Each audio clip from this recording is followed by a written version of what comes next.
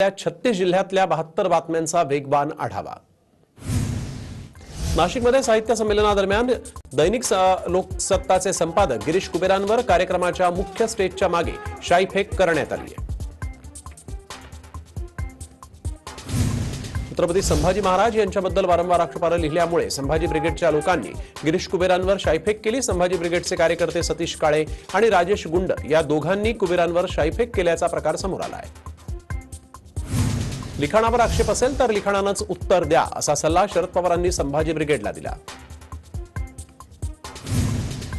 संभाजी ब्रिगेडकडून गिरीश कुबेर यांचा निषेध केला जाईल याची कुणकुण असल्याचं पालकमंत्री छगन भुजबळ यांनी म्हटलंय। मात्र निवेदन देऊन ते निषेध व्यक्त करतील असं मला वाटलं होतं असंही पुढे भुजबळ म्हणाले।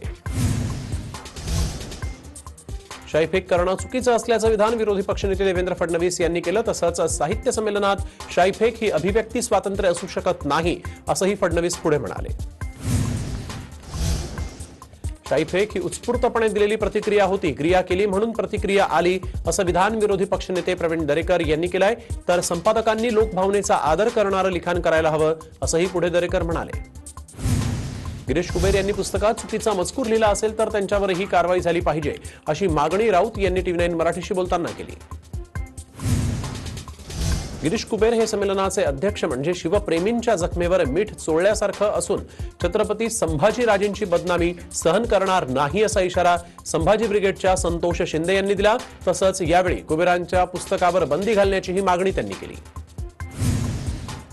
गिरीश कुबेर यांच्यावर साहित्य संमेलन परिसरात शाईफेक झाल्यानंतर पोलीस बंदोबस्त वाढवण्यात आला।